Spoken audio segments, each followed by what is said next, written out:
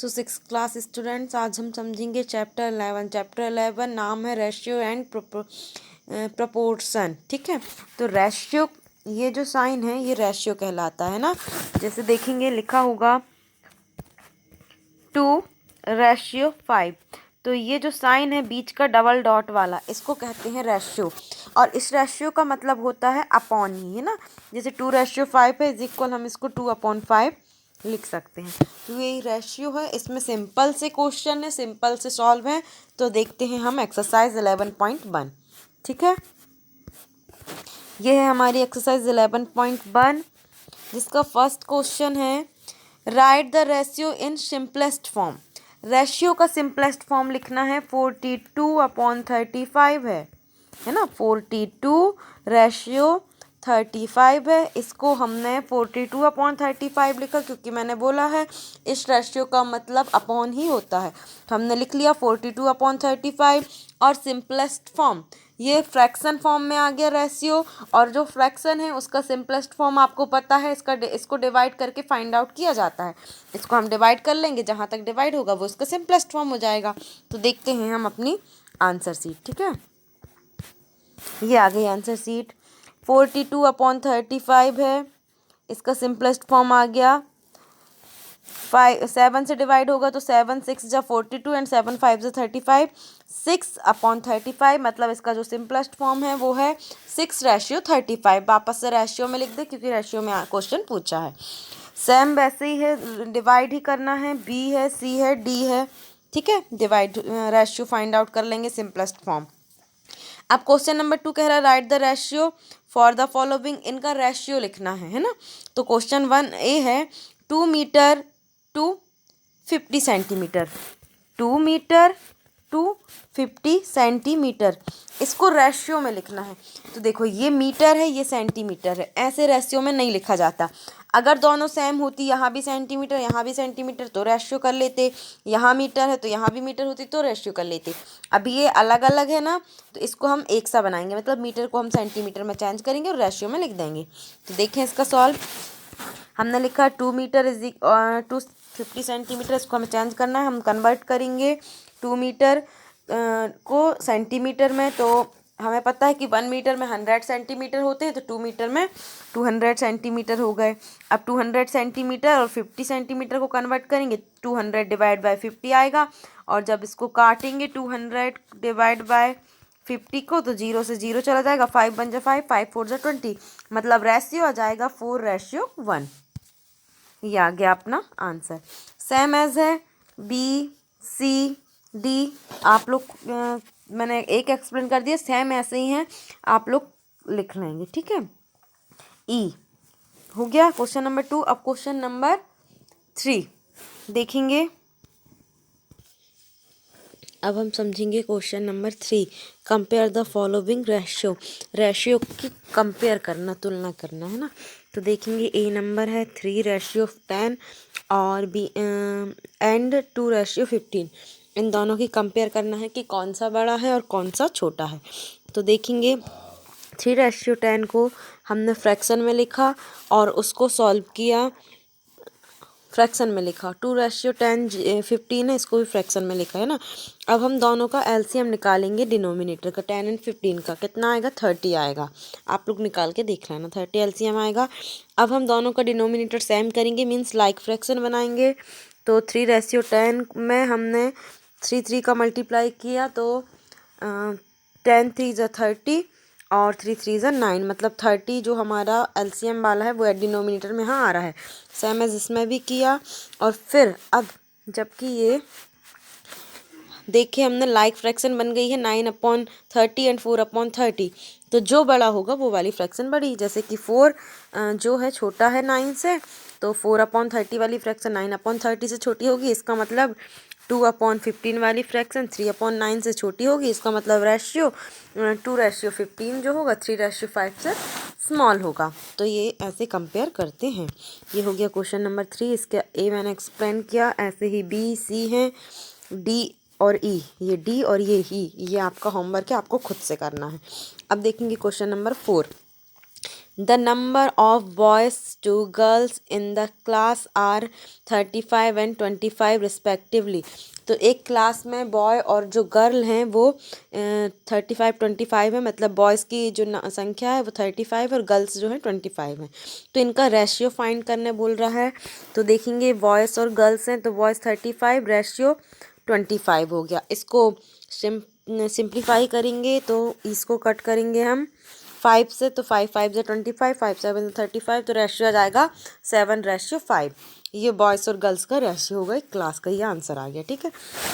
इसके बाद 5 नंबर देखेंगे, डिवाइड 120 इंटू 2 पार्ट्स। 120 को 2 पार्ट्स में डिवाइड करना है और उसका रेशियो जो है 2:3 है।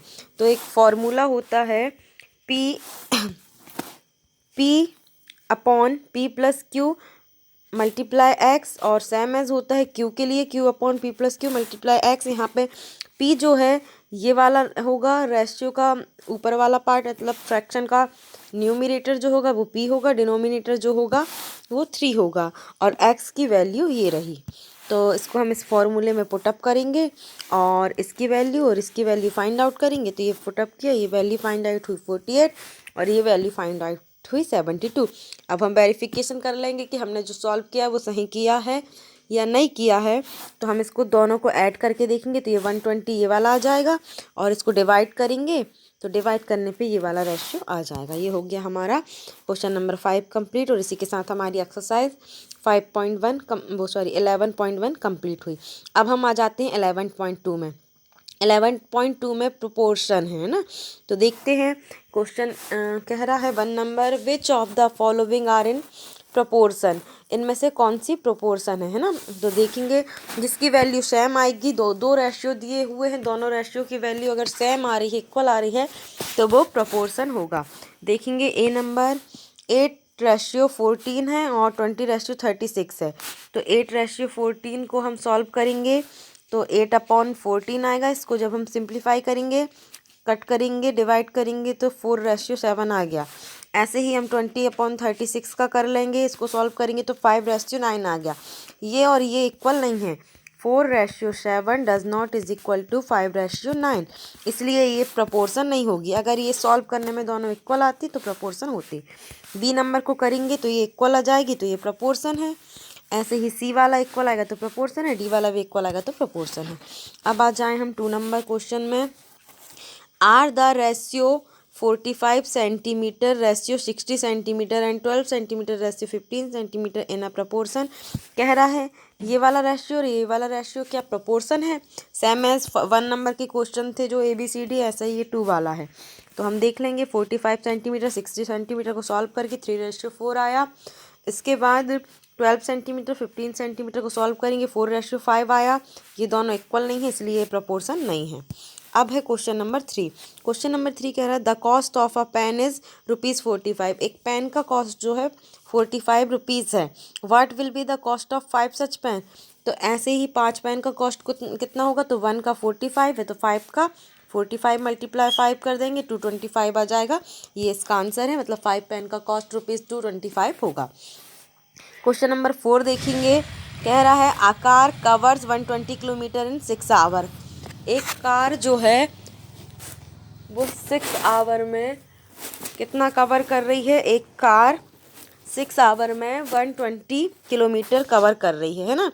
तो कह रहा है how much time will it take to cover 480 kilometre. तो 480 किलोमीटर ये कितने आवर में कवर करेगी।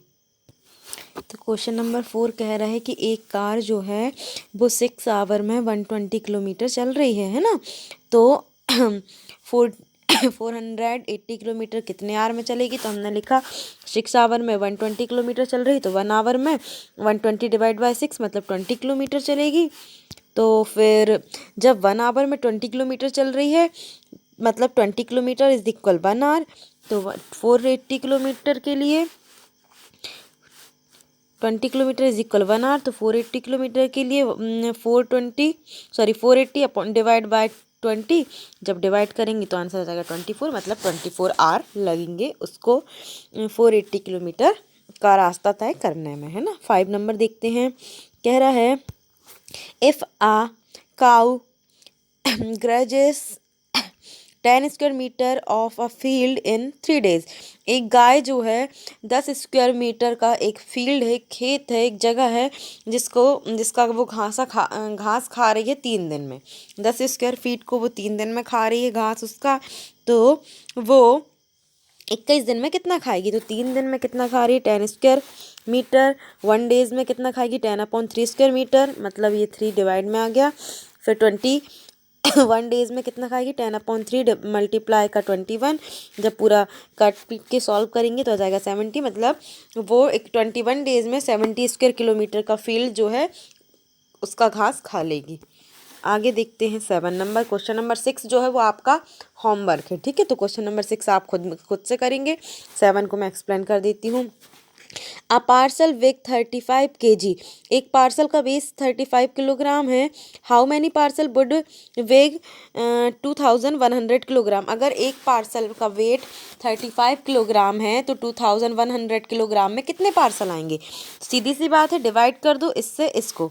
तो हमने डिवाइड किया, आंसर आया 60, मतलब 60 पार्सल आएंगे 2100 किलोग्राम में। इसके साथ हमारी जो एक्सरसाइज है 11.2 वो कंप्लीट हुई है ना। और चैप्टर 11 में भी इसके बाद कोई एक्सरसाइज नहीं है, इसका मतलब हमारा चैप्टर 11 भी कंप्लीट हुआ। ये है हमारी एक्सरसाइज 11.2 जिसका क्वेश्चन नंबर 7 तक मैंने एक्सप्लेन कर दिया और 5 तक। ये 6 वाला जो है वो आपका होमवर्क है, ठीक है। अब देख लेते हैं इसकी सम अप का जो है आप लोग टिक कर लेंगे। ए नंबर का ये सेकंड वाला आएगा, बी नंबर का थर्ड वाला, सी नंबर का फिर सेकंड और डी नंबर का फोर्थ। ये आप टिक कर लेंगे। सिर्फ सम अप करने हैं, सम अप का टिक दी करेक्ट बस करने हैं आपको, बाकी सब आप लोग घर में प्रैक्टिस करेंगे, ठीक है। इतना बस आपको मैं करा रही हूँ यहाँ तक। आगे हम नेक्स्ट क्लास में चैप्टर 12 स्टार्ट करेंगे। आई होप कि आपको समझ में आया होगा चैप्टर 11 रेशियो।